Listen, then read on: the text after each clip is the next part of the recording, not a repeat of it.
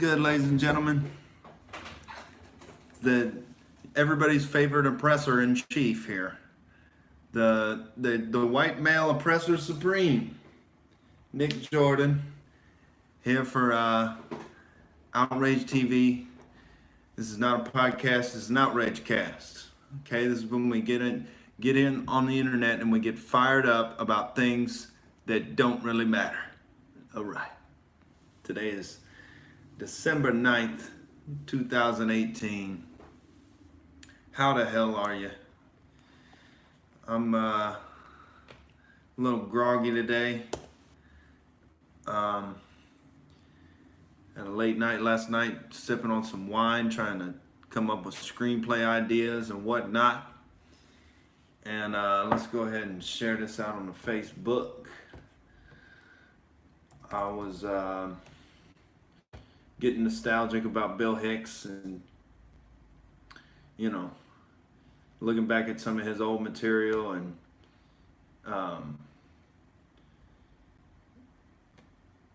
trying to carry on the tradition of speaking some truth to power out here, ladies and gentlemen. Doing the job in stand-up comedy nobody wants to do. Somebody's got to do it.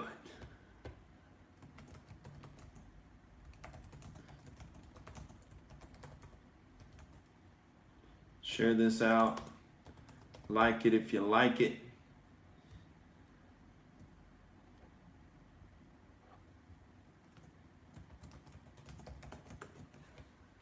All right, shared it out on the Facebook, ladies and gentlemen. We all share it out. And time for some Dragon Energy protesting until we get some viewership in here.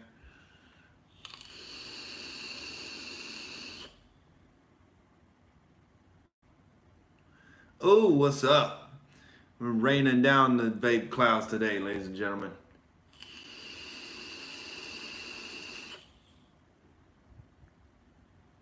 Yeah, I know you feel it. I know you feel the Dragon Energy. This vape is honestly a little too much. Zark Cloth was good, baby. Yeah. This thing is honestly a little too powerful. It makes me sound like a damn outraged robot. And when I listen back to the audio of this,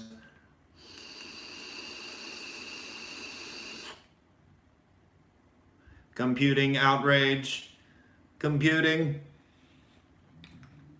Yeah, baby, we're just all rearranging chairs on the deck of the Titanic in wake of the impending AI apocalypse.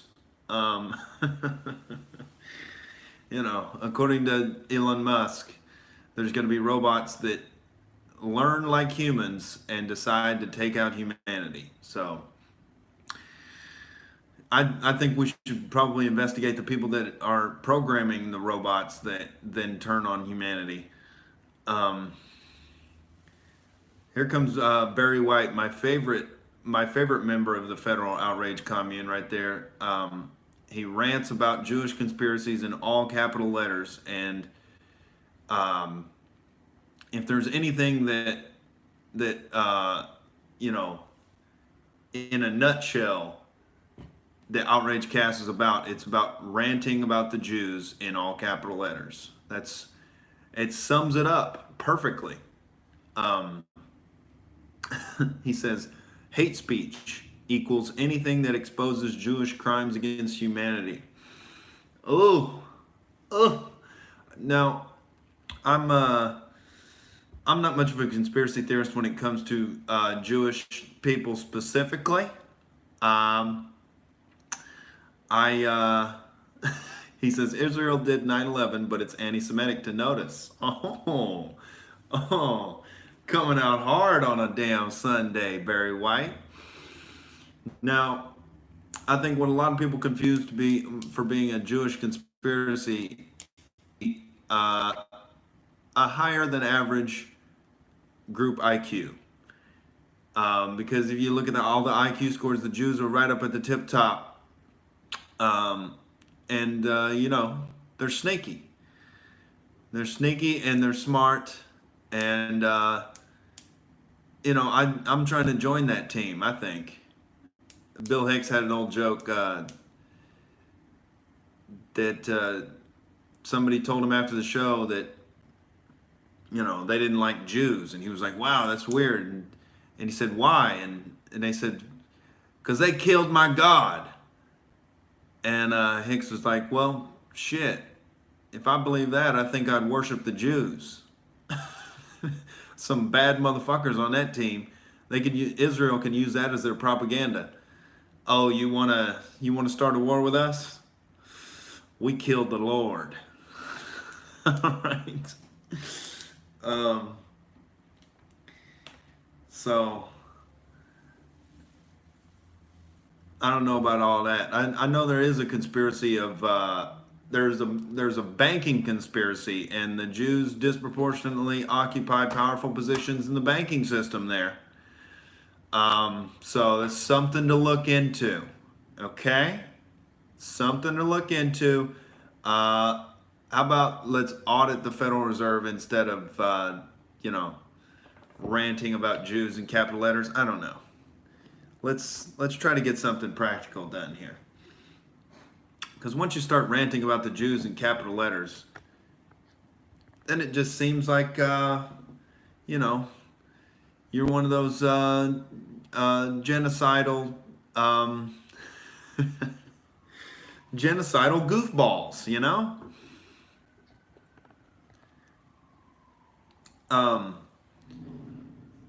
And some of them, Stefan Molyneux makes the argument that some of the most passionate advocates for freedom in history have happened to be Jewish. You look at Ayn Rand, Murray Rothbard, there's a few others. Prominent Jews arguing for freedom. I don't think there's anything inherent to Judaism that leads to a conspiratorial takeover. I don't know. I think Islam is a lot more sinister when you look at the actual text of the documents. I mean, it's especially sinister when you consider that the prophet that they pray to married a 6-year-old girl and started having sex with her when she was 9. So you get a little pedophile prophet there, and none of them seem to disavow Muhammad. And you read up on him, and it seems like he was kind of a vicious warlord who only gave a fuck about people who worshipped him. And you could see that in Islam is that strong, and also in Judaism is that strong in-group preference. But more in Islam, it's like with Jews, it's more like you should probably marry another Jew and keep the culture going and keep it in, the family, so to speak. The larger family, not the nuclear family is a little weird when you keep it in that family, Adam and Eve style. I don't know. But the Jews have a strong in-group preference, and they have a preference for, their women hooking up with the smartest men, because then you get the smartest babies. And I think there's nothing wrong with that. That doesn't go against the non-aggression principle, I think we can use a lot more of that in other cultures, instead of like the women fucking these, face tattooed criminals just because they, get their panties wet with danger. Instead, maybe fuck the smarter people, and we could, have a little positive, uncoerced eugenics there. Nothing wrong with uncoerced eugenics. When the government gets involved in eugenics, the slope gets a little slippery. But, nothing wrong with encouraging your daughters to fuck geniuses. I think that's a good policy. That's how the Jews do it. How the Arabs do it is a little different. It's mainly enforced with swords, and swords and guns, and you know, formidable government force. That's how uh, the tenets of Islam are enforced through the government. Um, I don't know the degree that they have a separation of church and state in Israel. That would be interesting to research there. Get a little research on the Israelites. But I've never had any problem with Jews. I got a wonderful Jewish man as my head manager out here in Hollywood. He's been nothing but nice. He's talking about a Christmas bonus, for my efforts helping out as the assistant manager. And if there is a Jewish conspiracy going on, all I know is that I want in. All right. I'm German and Dutch, mostly German, but I say let's put these historical differences aside and work together, ladies and gentlemen.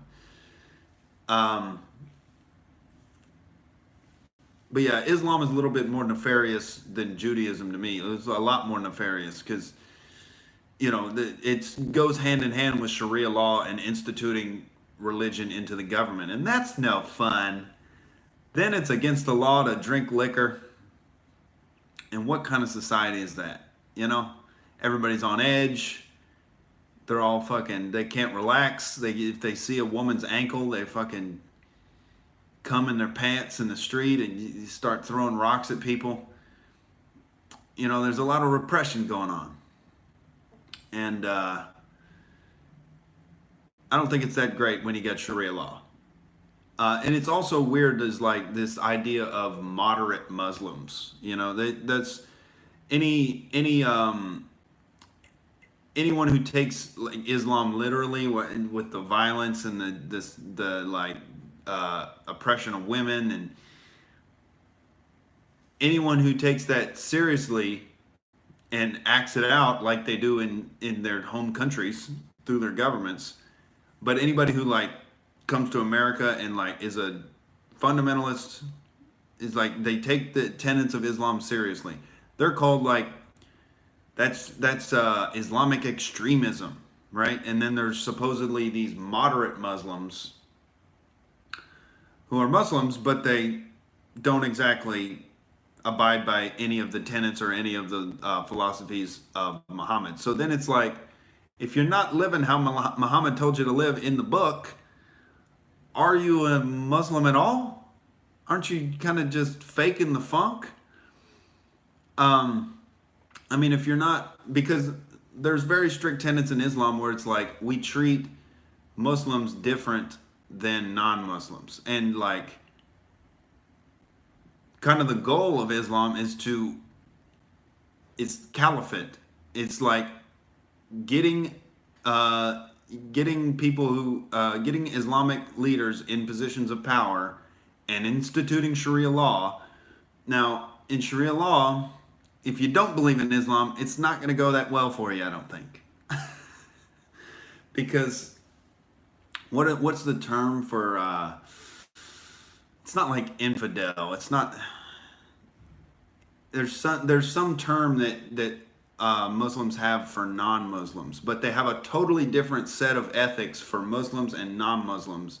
So they can justify violence for spreading Islam, and they can justify lying to people about their true motivations with how they want to take over your country and institute Sharia law.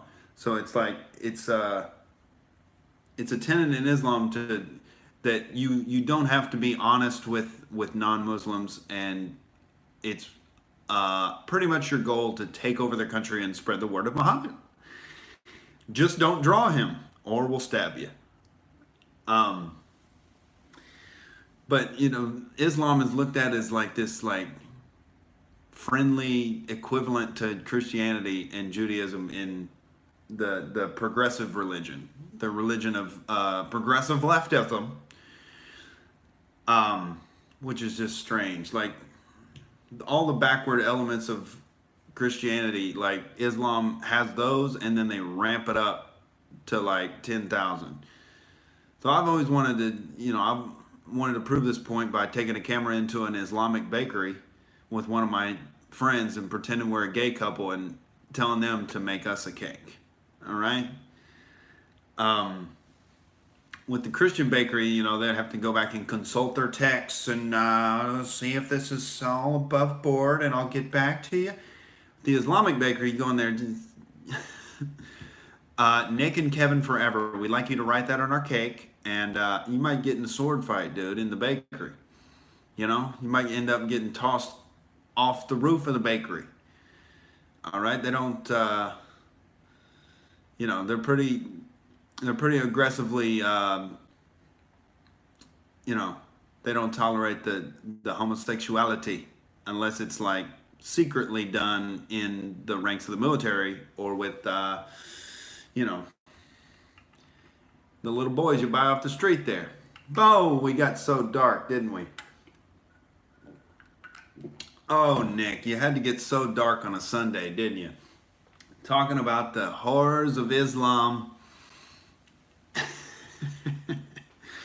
I'm just saying, if there's a Jewish conspiracy, I want in. I want part of it, you know? Let's do this thing, okay?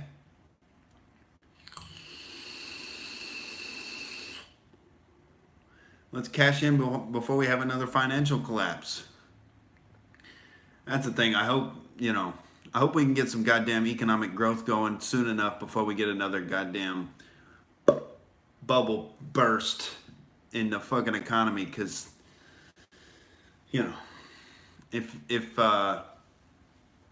Trump gets blamed for it, then we may get like a goddamn Ocasio-Cortez nightmare in response, and nobody wants that. Okay. But a few things I wanted to talk about today. I saw this article that is it CNN. What's good, Archer? Putting that string back, baby. We dead bullseye on a Sunday. Dead eye bullseye.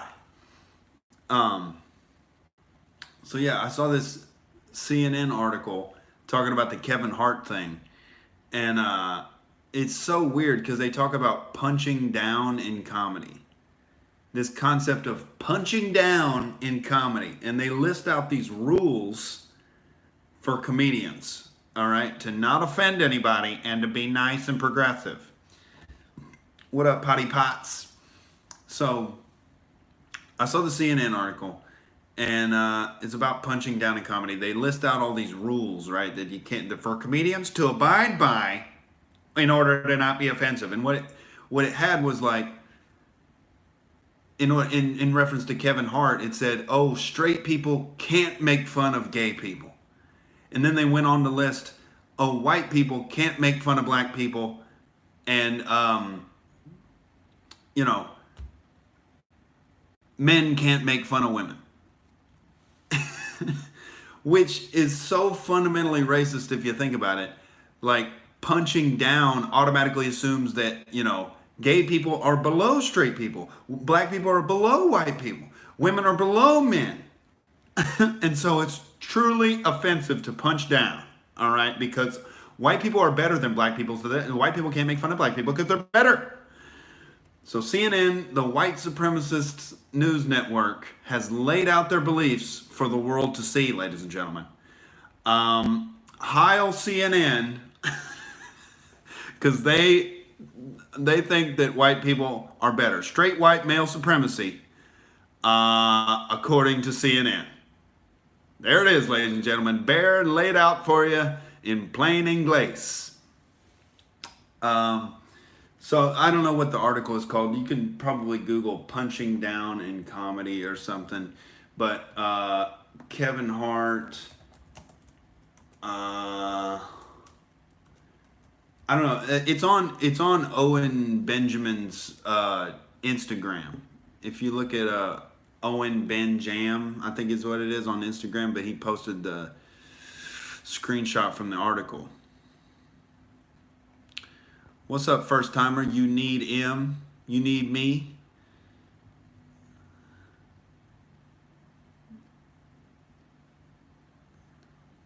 Archer been with the family. That's what's up, baby. That's that holiday season. That's that holiday spirit.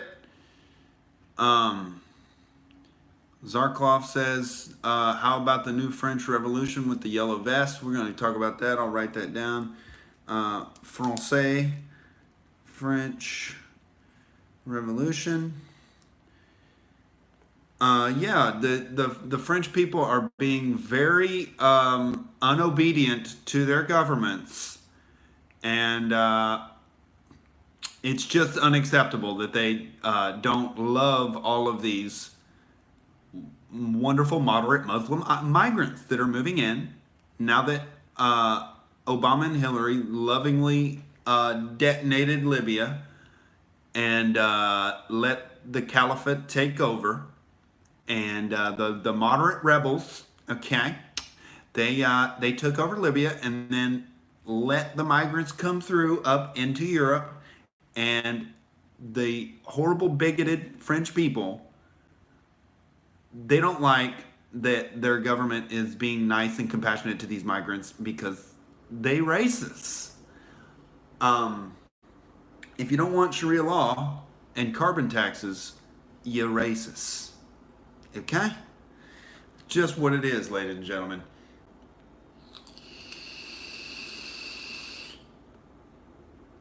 Now, Britain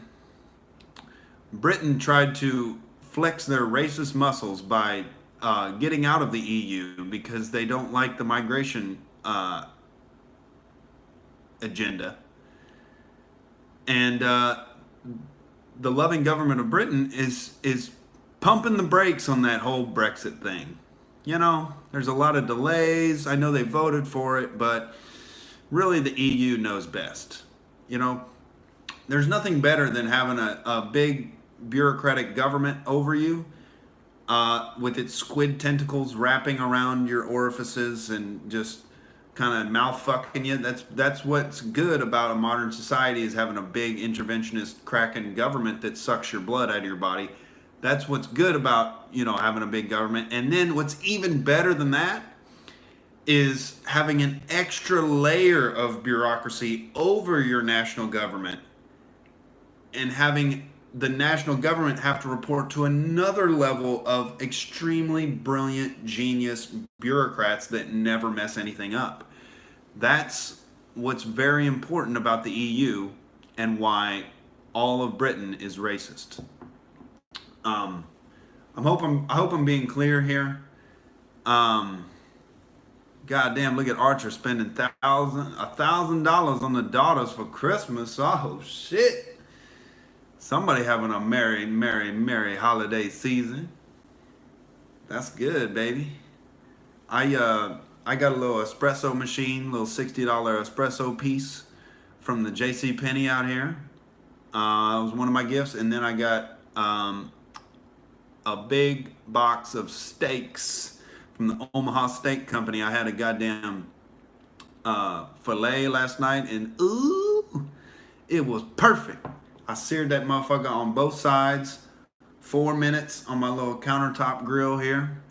And then what I did, some sneaky shit I pulled, I was steaming some broccoli with my filet, and the broccoli was almost done. It was real hot in there in the steamer. And I was thinking I should probably finish the filet because it's so thick in the oven or something like that, just to get the middle. But what I decided to do, I seared it on both sides, and then I placed it in the basket with the broccoli and let it steam up for like another 3 minutes. And oh my God, was that motherfucker so tender. Ooh, so tender and juicy.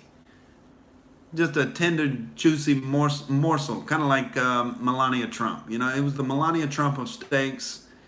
Just elegant, all right? Elegant and delectable. And yeah, man, that was some tasty holiday flavor for you. Tasty holiday flavor. But yeah, I'm all hopped up on espresso right now. I've already had 3 of them today. So we're going hard in the paint, ladies and gentlemen. But yeah, this idea of punching down in comedy is so hilarious to me. And it makes sense of like, I think what it is it's all about like trying to take power away from white dudes. Like, all it is you're trying to remove the things that white comics can make fun of until they can't even write a joke because they're so self-censoring and worried about what people are going to think. And they like artificially put like the white male up on this pedestal of like privilege and oppression. And then they say, oh, the white males can't make fun of anyone below them on this hierarchy. Meanwhile, making a hierarchy like that is so Hitler-esque that it's fucking hilarious. That like they're in the oppression Olympics, you know, they're all competing who wants to be at the bottom of the pyramid. But the top of the pyramid, like to even make a hierarchy of like who's who's better than everybody else and who has no room to make fun of anybody else. To make that hierarchy is the most racist thing. It's just saying white people are automatically better than black people, so they can't make fun of black people because black people just can't handle it. Because, you know, CNN thinks they're barely human. And they can't comprehend a joke. They will get offended. And white males, shut up. Shut up, stop breathing, and die. Lower that carbon footprint and just go softly into the night while you're watching CNN and just, oh, I'm doing it for the oppressed classes. And just, you know, cruise on into that horizon. And, you know, your time in history is over, you fucking white males. It's done.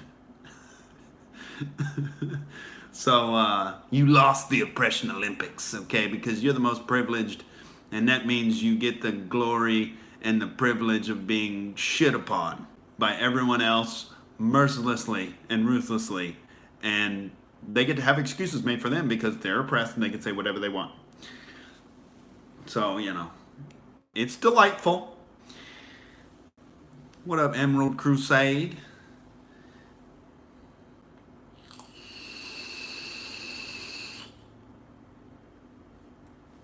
But yeah, it's so funny how the leftist accepts these premises, these racist premises of, you know, certain people can't make fun of other people because it's punching down. Yeah, it's all about control. It's not about caring for the quote-unquote oppressed. It's about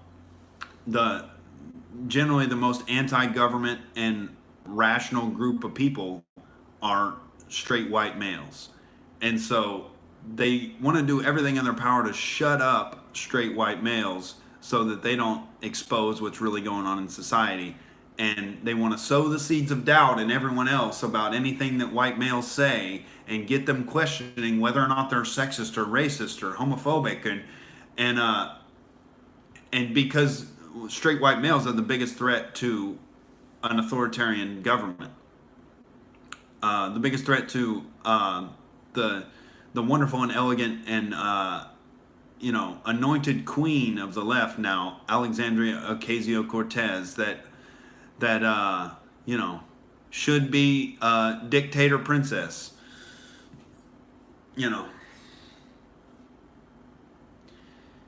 But I think that's what it's all about. It's not about, this is how you do comedy. This is how you don't offend people. No, it's all about getting white dudes to shut the fuck up about anything important. And I will not bend the knee, ladies and gentlemen. I will take my lumps as I try to fucking work this shit out on stage and talk about what needs to be talked about, ladies and gentlemen. I will not back down. And I won't back down.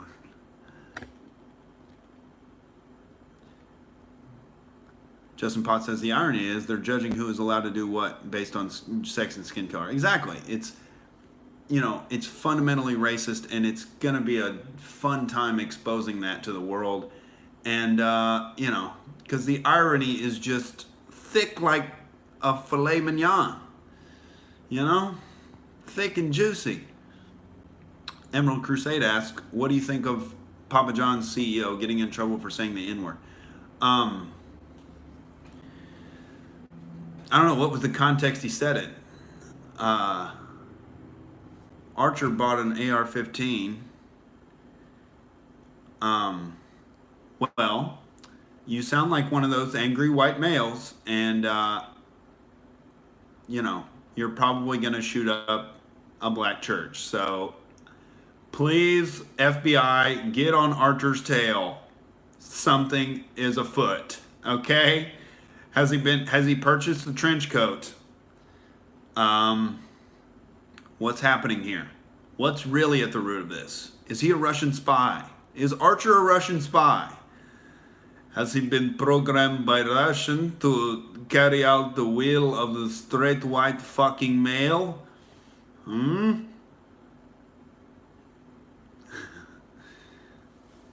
Has he been recruited? He has been recruited by Putin. Recruited by Putin. Oh, dude, he's got a leather jacket and a Beretta. He's a goddamn...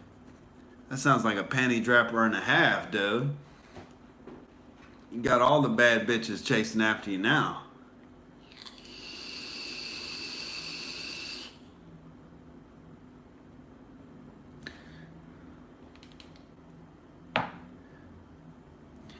Yeah, because that's what you know, white girls have chosen fucking you know, the assholes instead of the smart people. Like the Jewish women understand you should probably fuck the smart people and things are going to get a lot better.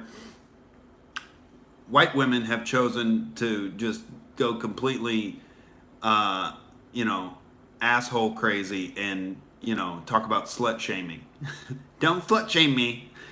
You know, pay me money when I become a single mom because this guy was a total dickhead.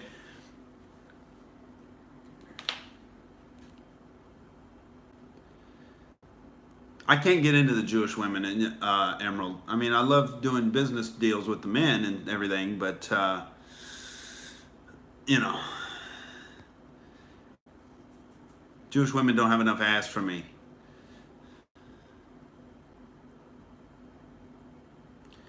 The ancestors bled and died for the rights. It'd be an insult if he didn't practice his rights to own a gun. Yeah. Yeah. Yeah, I don't... It's got to be a goddamn nightmare to get a gun out here in California. I haven't even considered it because I don't have the money. But, you know, if I had some extra cashola, I'd definitely be wanting to have something. Have something just in case, you know. Just in case the tyrannical government comes knocking.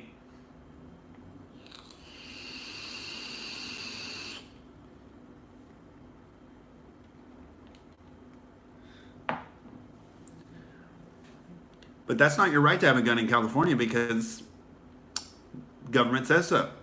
It's not good. You can't be trusted. You are a tax cattle, all right, and you're not to be trusted. You can't have a gun. You can't make fun of black people. You can't make fun of gay people. You can't make fun of women. You're an oppressive white male, and you have all the power because we can tell you to your face that you're oppressive and evil with no consequence. And that means you have all the power. Too many crazy mofos out there I carry every day. You won't catch me being a fish in a barrel on a mass shooting. Interesting. You carrying every day. What area of the country are you in, Archer?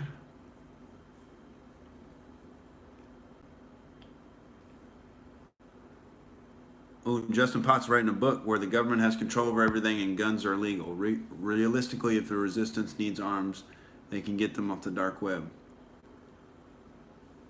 Oh, Arizona, they got that concealed carry, boy. Yeah. Yeah, son. That's a cool idea. That's a cool idea, Justin Potts. Yeah, if you're pro gun control, like Stephen Molyneux has made this argument, you're not anti-gun. You're just anti everybody except the government having a gun. And we know the government is so loving and trustworthy. That's what, you know, that's what just confuses me about what happened to the left. I think what happened with Obama broke the left's principles. Maybe they never had any principles at all. But it used to be somewhat about personal freedom and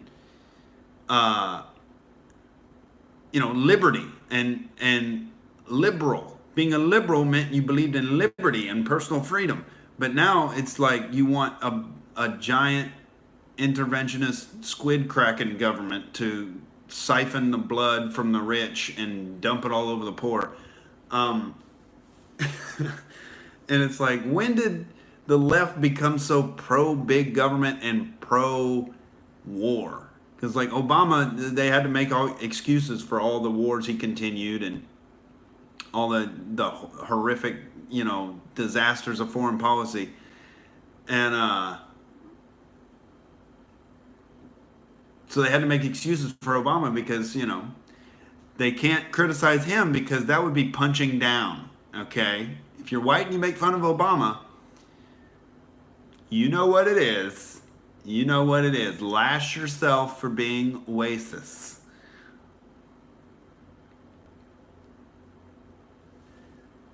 Archer says, my argument is human nature is fight or flight, but with guns, flight isn't a realistic possibility. So you're left with two options, lay down, die, or fight. I chose the latter.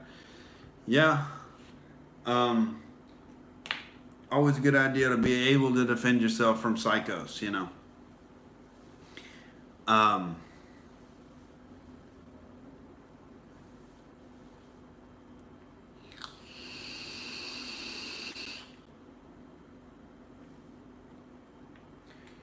But now the left's like main party platforms have just degraded into like Hillary wanting war with Russia and wanting a total like federal takeover of the healthcare and education sectors of the economy.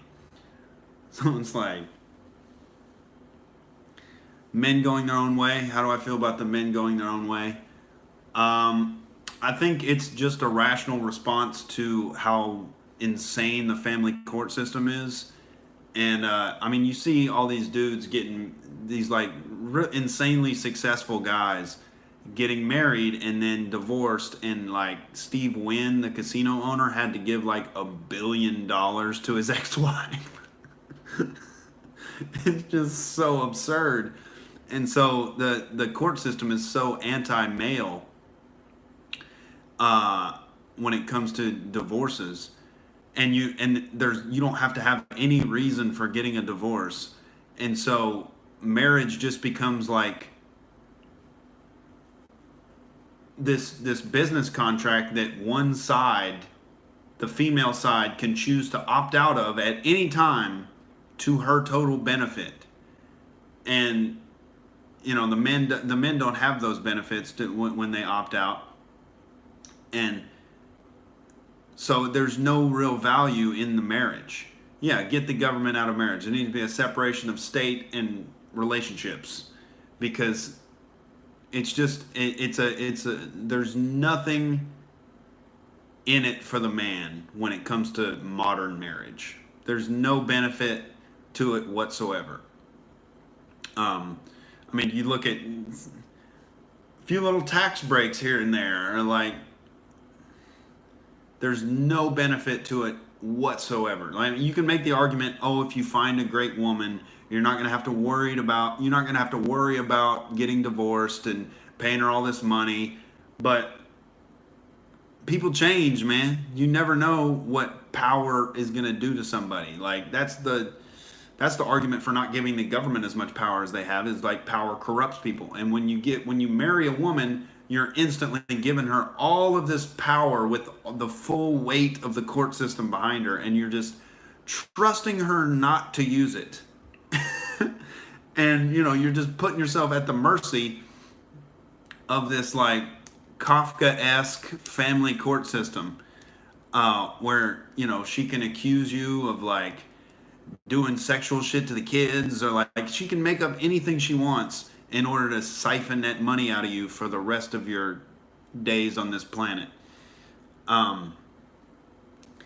So yeah, I don't see any value in getting married.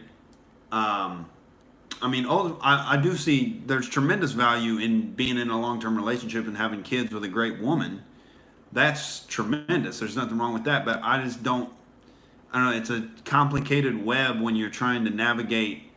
Uh, the being with a woman long term and not getting married, because it's like women want that status of they're married, and they want the whole ceremony of the wedding, and they want to be able to tell all their friends that they're married, and they want the ring, and then just the whole, like, all the circumstances around it. And so women kind of hold that over you in order to have a long-term relationship. And it's like, I just think men have to stop taking that bait. We got to find a different system of marriage that is independent from the government and all this, like, lawyers and extracting money from people. And it's just, there's no benefit for a man to do that. And so what I plan to do is just find a woman that I want to have kids with, explain to her this that I'm talking about, the dangers of the I don't want the government in on our relationship. And if she understands it, that's my litmus test for whether or not she's trustworthy. We can still have a wedding. We can still get together with a bunch of friends and family and put on some nice ass clothes and eat some goddamn cake. But there will be no government contract. The trouble is, I think once you live with each other, like, they force it upon you. You're common law married, which I don't know how, like, the marriage laws affect, like, a common law marriage. That would be interesting to find out if you get common law married because you're living with a woman for a while, like, can it still be like they can get divorced and get alimony from you? That'd be interesting to find out. Yeah, it probably differs per state. In California, goddamn, it's probably, you live with her for 2 weeks, you're common law married, and she can take all your money, not just half. She can turn you into a homeless person, and anytime she wants, snap of her finger, you're a vagabond. Vagabond! But I'm a CEO of a company. Vagabond! She gets the house, right? I don't know how it works out here, dude. It's probably super gynocentric out here in La La Land.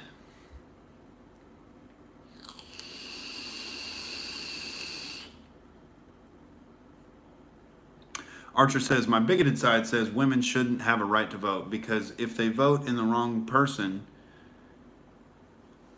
it's not them that has to deal with the consequences of a war between two nations. That's true. That's true. Yeah, they have to be able to vote. I just think they have to be better educated as to, the principles of that men understand much more easily, because men think much more individualistically than women. Women are more communistic in their thinking because they're in that mode of, like, child raising mentality and, like,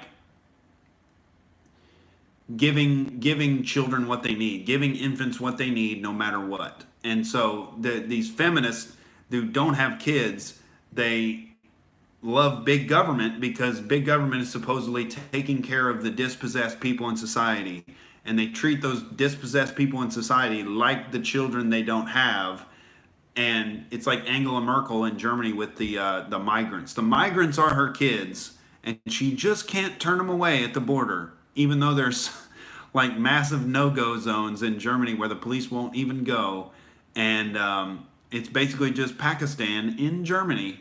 And we got a little mini Pakistan over here for you if you want to experience some Sharia law, some loving Sharia law. Don't get caught stealing a pack of gum in the mini Pakistan, or we'll have to amputate that arm, and the police can't do anything about it. So Angela Merkel loves them. Yeah, it's that the women have to be trained out of that way of thinking in order to vote rationally. And I don't know, it's just, democracy is a fucked system. It's just terrible, especially when the government is this big. And, it's undeniable that the government, after women got the right to vote, the government exponentially grew into the big, intrusive juggernaut that it is right now. So they have to, I mean, it's best if they get married, because then they see the fundamental nature of the government isn't to help people, it's to steal money from your husband.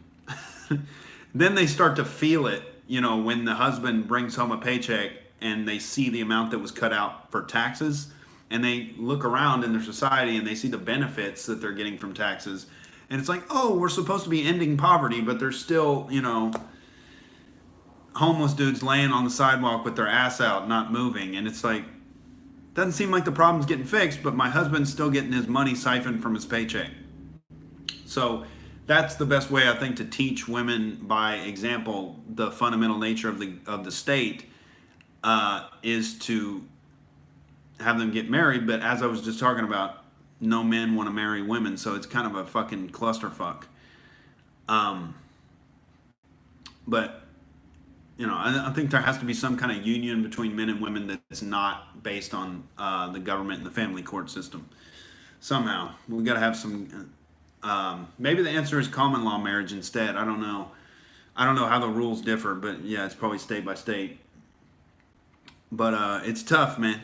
It's tough because a lot of people aren't having kids. A lot of people aren't getting married, and so these single women want to take care of something and somebody. And so, this oppressor and oppressed narrative, the identity politics narrative, leads them to vote for these big government programs that are supposedly supposed to take care of the oppressed people. And yeah, I don't know what you do about it at this point. We just got to, stand up to the irrational hysteria of women and say, that's not good for you. You're wrong. We got to learn how to say no to women. That's what I like about the MGTOW movement is you're not acquiescing to women. You're not acquiescing to their demands just so you can be around them. It's basically you just work on yourself enough to where you'll be attractive to some women, but you don't have to depend on a woman for sex or companionship.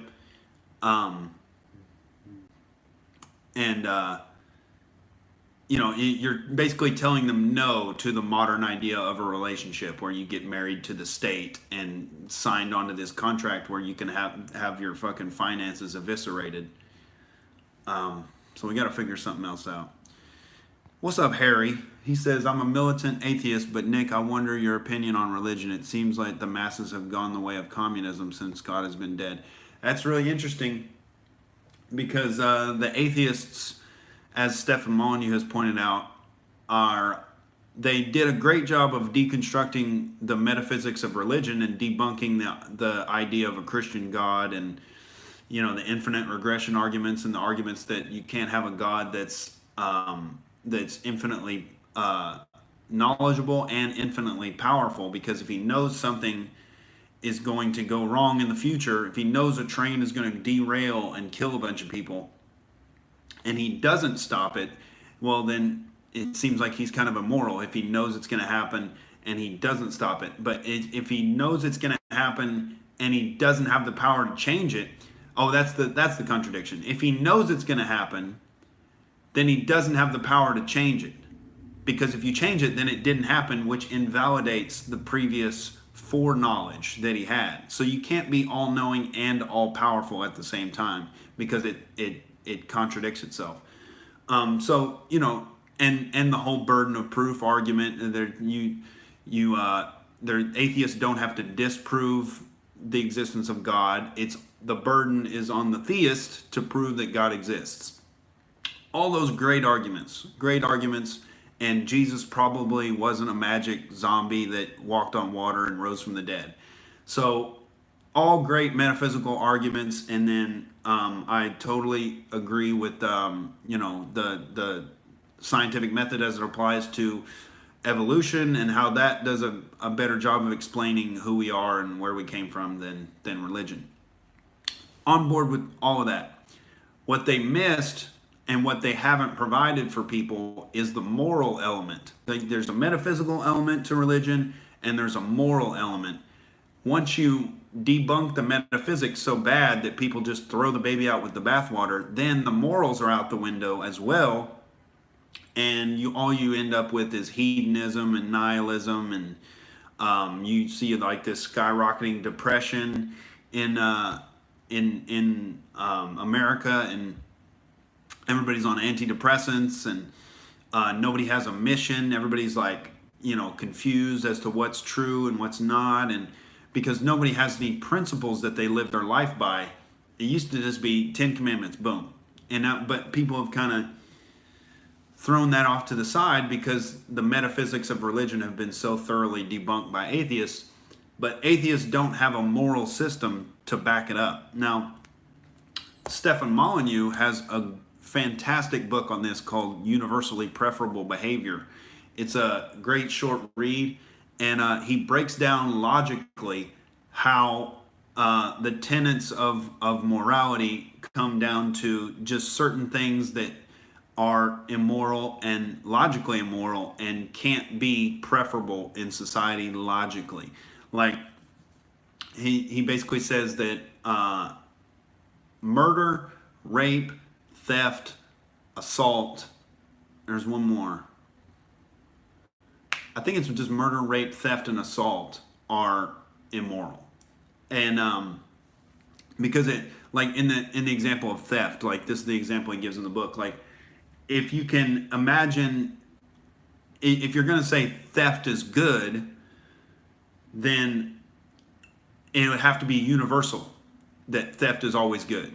So if you're a thief, you steal something, and if that's good, then you can't get mad if somebody else turns right around and steals the thing that you just stole from you. So then it becomes just everybody stealing everything from everyone, and there's no property, and it just detonates itself. So stealing cannot be universally preferable. So stealing is one of the rules.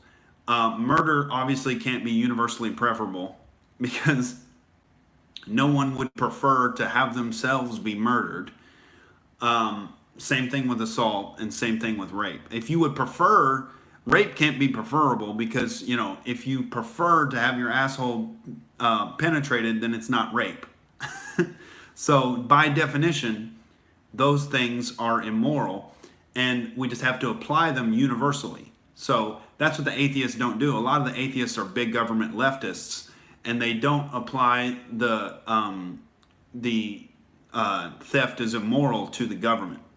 So if they applied all of their the principles of theft being immoral universally, then they would have to apply it to taxation, and they couldn't have all their nice little juicy government grants for their scientific study that may or may not benefit humanity in any real way.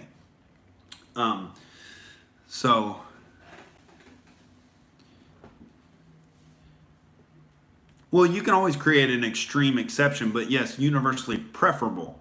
It's preferable to not steal, because then if you say it's preferable to steal, you have to be okay with your stuff being stolen. And so that's the universal element of it. But it's a pretty syllogistic. I would advise reading the book. I'm probably doing a bad job of relaying the arguments here, but Stefan Molyneux makes really sound, reasonable arguments for a system of morality that's secular and that it's not attached to some mystic story about a guy turning water into wine.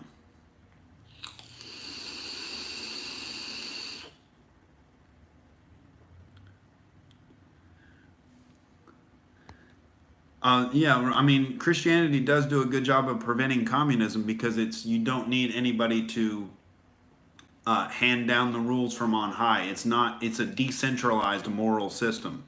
So everybody can read the Bible, everybody can have their own interpretation of it and put it in their own life. And, it leads to a kind of individuality that is beneficial for free market capitalism and whatnot. And when when you take out God, generally what people do is then start treating the government like it's God, and that's the way to create utopia on the planet.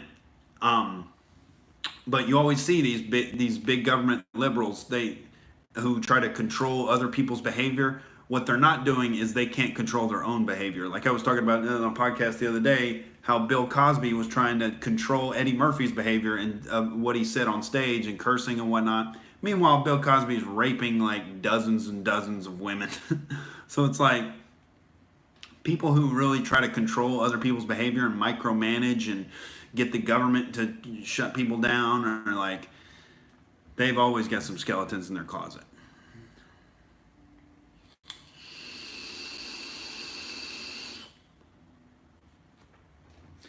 All right, real quick, I'm going to bless you all with the Federal Outrage Chancellor's esteemed flow, and I hope you all take a nice listen to this. And Archer doesn't think Cosby is a racist. He's not buying it. Interesting. We might get into that. I want to see some evidence. All right, be right back. Federal Outrage Chancellor is going to bless all of you with his flow. Give me ratings out of 10 for this flow. Looking forward to it.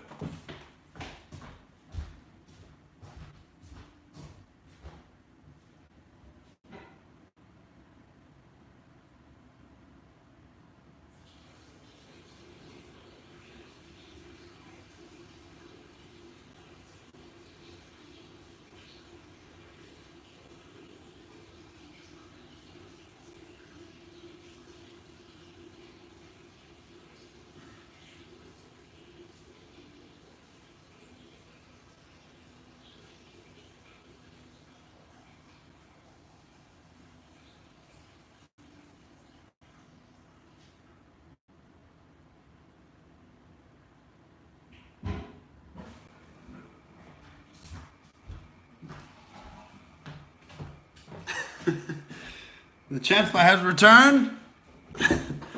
Much relieved. We got some chats here. Oh, 10 out of 10 flow, dude. So Harry says, I think the argument for religion seems to be that the masses do not have the IQ to understand the data, and that religion serves as a basic operating system for the support of society.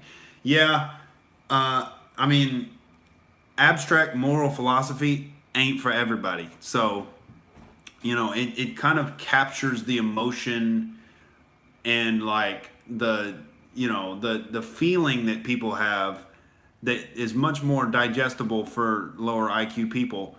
Like the Jesus story kind of captivates lower IQ people way and keeps their attention way more than abstract philosophical proofs for moral principles would. So that the metaphysics kind of operated as like an attractor for the moral ideas.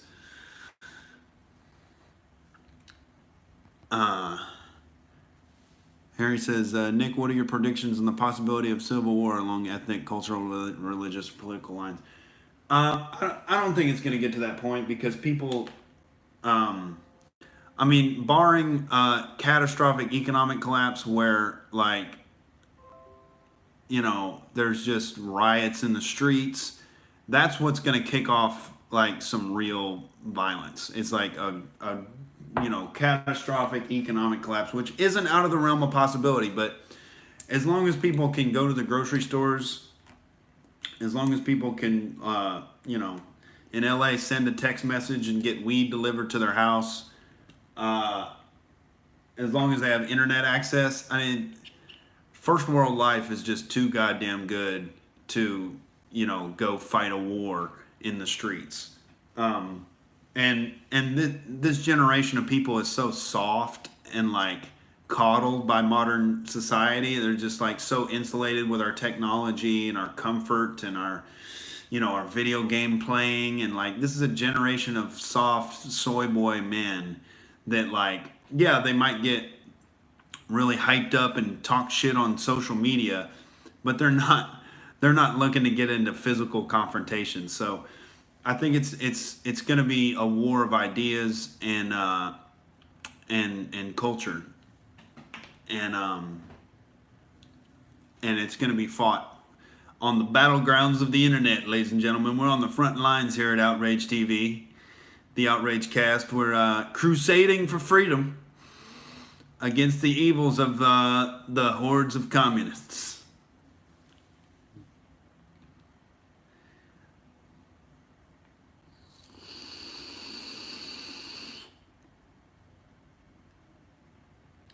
But yeah, I think modern society is just too goddamn good, and we're too goddamn soft to like get into actual physical confrontations. It's going to be a lot of the same stuff we're seeing. It's going to be a lot of heated Twitter arguments, and the reality is just going to have to bear out which side is right. And hopefully, the free market capitalism side will prevail, and we'll get some delicious prosperity under Trump for his 8 years, and then his legacy will just be undeniable if we can climb our way out of this debt hole we're in, and get the Federal Reserve's boot off of our neck. But we shall see. We shall see.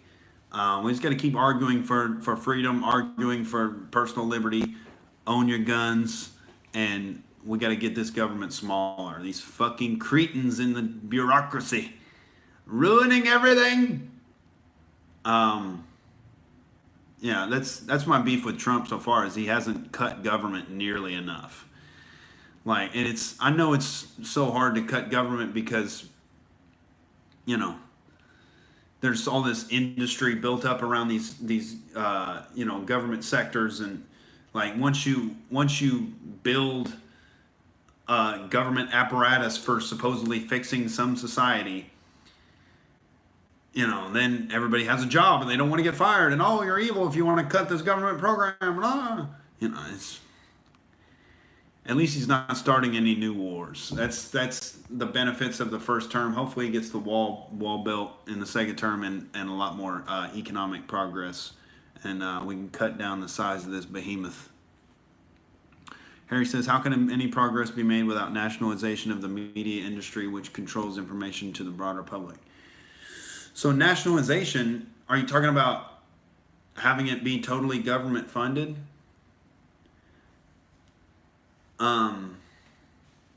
Because I don't know, they already get government subsidies, which is like leads to kind of their lapdogism. But I don't know how. I think people just have to choose to stop watching the news. They just have to. But people are addicted to Trump hate, so they tune in to MSNBC just to see Rachel Maddow's, frumpy lesbian facial expressions. Oh, can you believe what Trump did today? That's right. This is not a fake reality. Trump really said that. I have sarcasm and a llama neck and a hipster haircut. So, I don't know. I don't think nationalization is generally the answer. How was it before? Because there is that thing of like the movie Network where like the media companies started taking advertising, and and then it became a for-profit endeavor, and then it became all about like, if it bleeds, it leads, having the most like crazy shit up on the news just to attract viewers. And then with the internet, the clickbait culture of having these sensationalist headlines and spinning everything into a racial or gender or sexuality narrative, which is like taps into our tribal like reptile brains, so we want to fucking click it and it's interesting. So I don't know. I just think alternative media sources have to outcompete the mainstream media, and they have to do it with better arguments and be more entertaining and be more engaging. And the benefit we have on the outside looking in is we don't have to have advertising, and our message isn't controlled by advertising. And so I can just come on here and talk about what I really feel and think. And I don't have a teleprompter, and I'm not, committed to a spin narrative that's being handed down from on high, that I'm shoving down your throat. So I just think the cream is going to rise to the top when it comes to consuming information, and people are going to check out of the mainstream media, especially once, if we can keep going with Trump and not have any real disasters economically or militarily, or any like big, terrorism things, or if we can, just kind of smoothly ride up into like progressing in the economy, and it'll just totally debunk all of the hysteria that's been going on in the mainstream media, and they'll lose credibility. And then the people who've been talking like on Outrage TV here, the people who have been championing, moving away from this identity politics and communist way of thinking, we will be vindicated, and then we will get more credibility, and people will trust us more than the mainstream media. So I think they just have to be outcompeted. It's a free market solution. We just have to be better than the mainstream media. And these days, that's not too tough. But they are consistent, which I'm trying to be. They have the 24-hour news cycle. Once every 24 hours, I'm trying to come in and give you my breakdown on the events going on. And you're in a no spin zone, ladies and gentlemen, a legitimate no spin zone here at Outrage TV.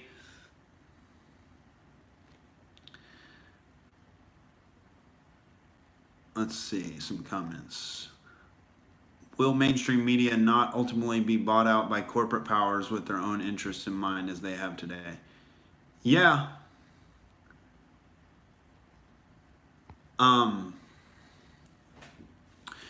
Let's see.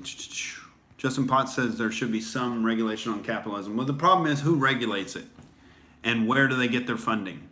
Because if there was a private company that regulated, that they provided a service to regulate and rate other corporations, well, not corporations, because in this hypothetical there's no government. Say it's totally free market, but that could be a free market solution where you could have a rating system, like the government is supposed to do when they regulate industry. But when the government does it, because they're getting taxpayer money and it's forcibly extracted from the taxpayers, they don't have an incentive to actually do a great job with regulating these companies and keeping them in line. What actually happens is they develop a relationship with these companies, and the big companies form a relationship with the government because it's beneficial, and then they can have lobbyists to make legislation that's beneficial for their company, and they can cut out their competition. That's what ends up happening. And then you have the revolving door of the regulators moving into the actual industry they're supposed to be regulating. Giant conflicts of interest. So I think a free market solution that would actually be better is if you had a company where it was their service they provide to rate other companies, and like rate them in terms of their pollution or their efficiency, and it would be like a Yelp system or whatever. You have this feedback, so you can like look at this database and see like, oh, this company is doing fucked up shit, I'm not going to support them. So yeah, there's tons of free market solutions that can be there, but I don't think there's any place for the government in regulating industry, because then it just automatically creates crony capitalism. Get the damn government out of my company.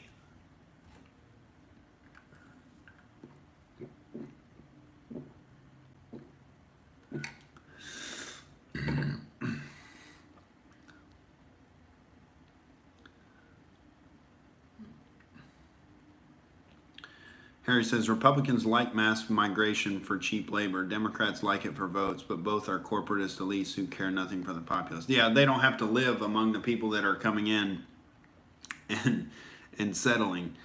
Yeah, multicultural societies, the regulation of capitalism is tribalism, yeah.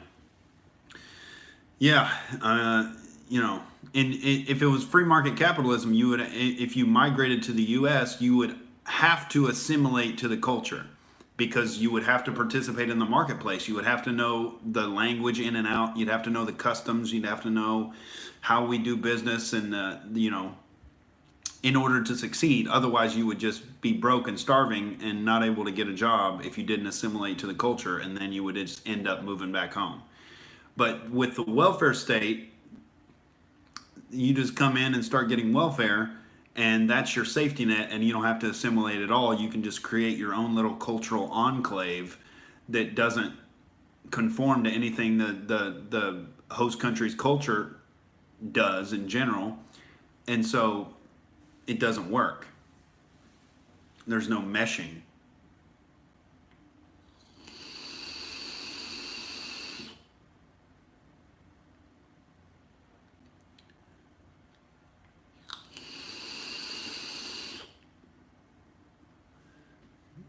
Well, Archer says Amazon pisses him off. They leave two $700 laptops on my porch and don't even knock. Yeah. Well, Jeff Bezos doesn't care about your complaints because he's getting taxpayer subsidies, and you know, he could he could purchase having you exterminated. What's up, locals? Welcome. Yeah, if you don't complain too much in a public forum about Jeff Bezos, that's a powerful man, okay? He's going to send one of those Amazon drones over to your place to interrogate you, all right? He's the Lex Luthor of modern crony capitalism.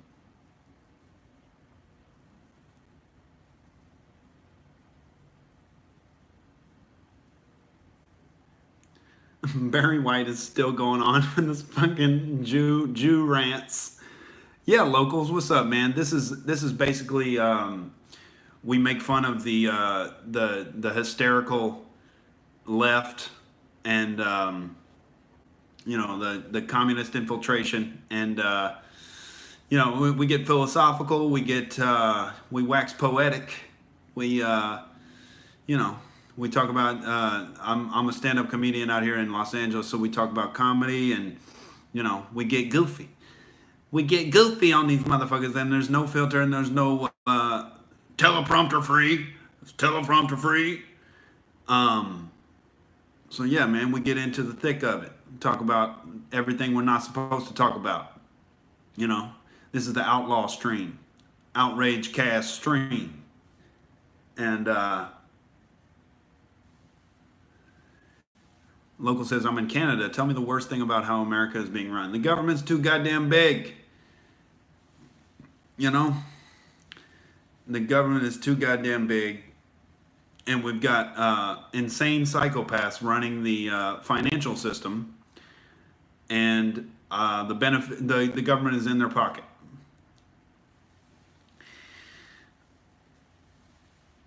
If you ask Barry White, it's all the Jews. Yeah, we're pretty in general libertarian. I'm a libertarian anarchist and an atheist. Yeah, Barry is probably my favorite commenter because everything relates back to the Zionist conspiracy. And he says nobody says all Jews. He apparently has a more nuanced position. And it's very interesting. I blame the banking system in general and the Federal Reserve and how the government supports it, and how we got off the gold standard and fiat money, and it's a complete disaster. But hopefully we can grow our way out of it if we get some of the reins off of capitalism and let the American Renaissance spirit run wild like it used to. And we'll grow our way out of this goddamn hellhole of debt. We shall see.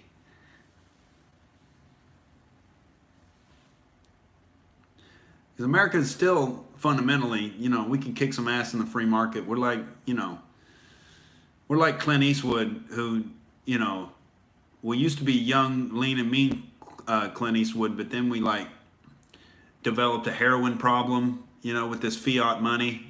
And we're addicted to the Federal Reserve's heroin, and it's really hard to kick.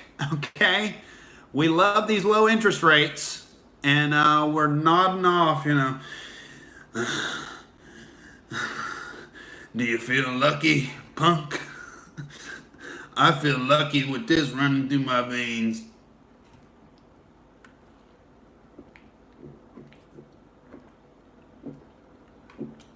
Yeah, we're like Clint Eastwood who got hurt doing his own stunts on a set, and we got addicted to pain pills in America. We got addicted to, literally and figuratively, but that's what the low interest rates do from the Federal Reserve. Is it's kind of that numbing agent to like the failures of the economy, and so they just keep pumping more money in there, and the dollar gets weaker and weaker.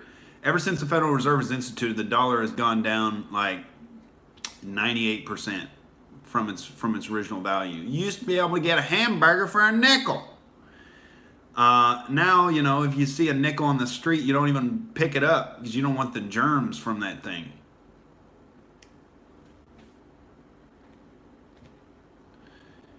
Local says, also, what era in American history you think was the best economically? The 1920s. The 1920s, I think, was it was prosperous, but it was also a lot of that fake money. It was also, that was when the Federal Reserve first started, because we couldn't have fought the First World War without fiat money. We would have went broke, and so we had to have the Federal Reserve expand the money supply and devalue the currency. And then there was all this cheap money floating around, and that gave the illusion of all this prosperity, which then crashed in 1929. I think you can look at post Civil War, when the Industrial Revolution really started kicking off, like before the big railroad companies made deals with the government and became these big crony capitalist things.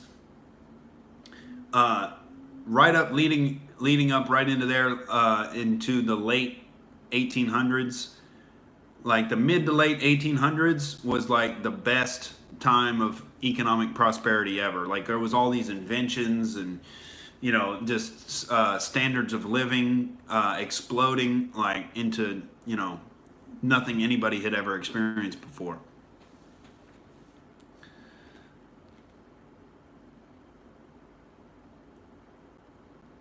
Harry says, Nick, I've been watching old movies. How in the hell did people who fought the Nazis give up their society to communists? How did the society change so much in such a short time? Well, what it was, I think, was after the collapse of the Soviet Union, communist intellectuals managed to infiltrate the universities and government, and that's what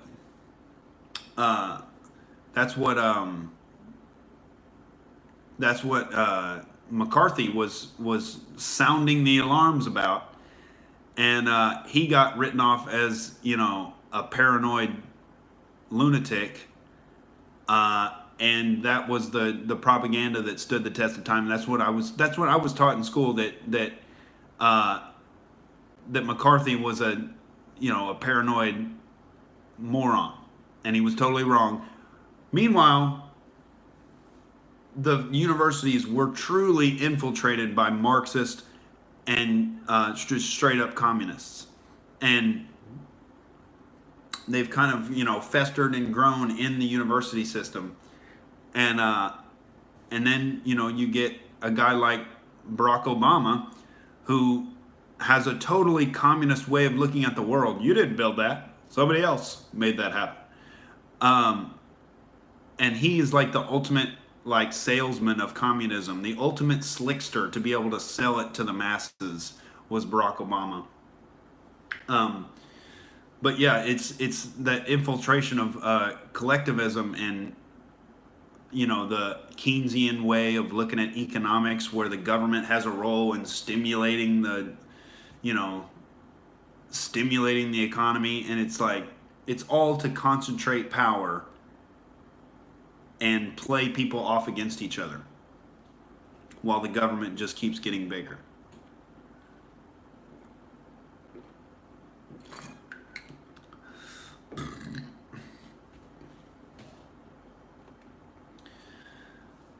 I'm having fun today on a Sunday, everybody. You know,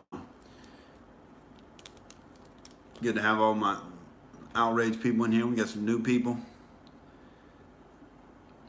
Obama is the son of a Jewish whore.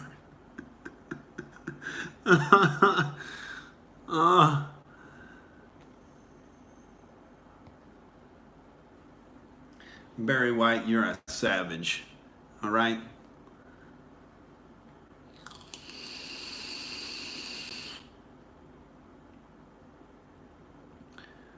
Archer's got to go wrap his presents. You bad motherfucker. Wrap him up tight. Yeah, I'm probably about to wind this down. My voice is starting to go. I got a hoarse voice. No, I appreciate the you know, Barry White, you're very much appreciated in this chat. I just appreciate it, you know, if you could present some facts and some evidence in lowercase. You know, instead of making all these assertions and, you know, in yelling them, blaring them with your capital letter megaphone, less conclusions, more evidence. No, I understand. I understand the truth sounds like hate. If it's the truth, make your argument, you know. Oh yeah, locals. I'll be doing this. I'll be doing this every day around 1 or 2 o'clock Pacific time.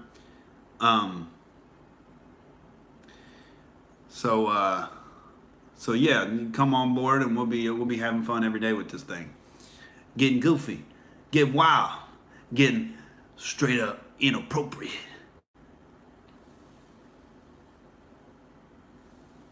Beautiful locals. Have a good one, man. Yeah. Yeah, I think I'm gonna wind it down for today. Real quick, Harry says, if Hitler was fighting communists and we were fighting Nazis, does that mean we were fighting the communists in World War II? Oh, no, we you know, it was the big communist thing of the 80s, like the Cold War thing, and we got to stop the spread of communism, and you know, the narrative was it was all military intervention that was needed. Meanwhile, when the Soviet Union collapsed, all the leftists who had, you know, positive sentiments toward, you know, the socialism and communism and Marxism, they allowed the communist intellectuals to come over and be professors in the university and teach the Communist Manifesto as if it was the Bible. Yeah. But they tried to institute class envy, which doesn't work that well in America because we see the prosperity that average people can have. That's why they can't play the class game with Trump, because everybody would want to have a life like Donald Trump. They would want to be that successful and get that much supermodel pussy. Everybody wants that life. And so you can only be so resentful in America because you have the possibility of attaining it yourself.